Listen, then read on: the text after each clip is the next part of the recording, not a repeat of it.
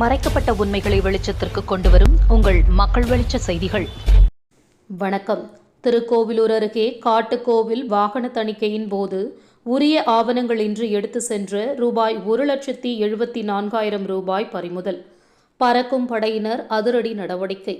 கள்ளக்குறிச்சி மாவட்டம் திருக்கோவிலூரில் தமிழக சட்டமன்ற தேர்தலை முன்னிட்டு வாக்காளர்களுக்கு பணம் பட்டுவாடா, பரிசு பொருட்கள் வழங்குவதை தடுக்கும் வகையில் பறக்கும் படையினர், தேர்தல் கண்காணிப்பு குழுவினர், காவல்துறையினர் தீவிர வாகன சோதனையில் ஈடுபட்டு வருகின்றனர்.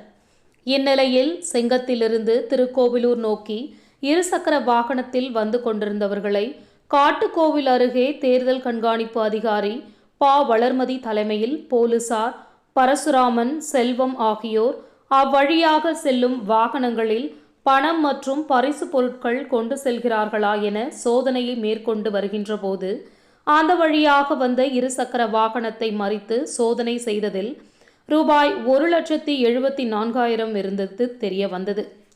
செங்கம் அருகே பரமனந்தல் கிராமத்தை சேர்ந்த திருமலை இவர் 1,74,000 எடுத்து சென்றுள்ளார்.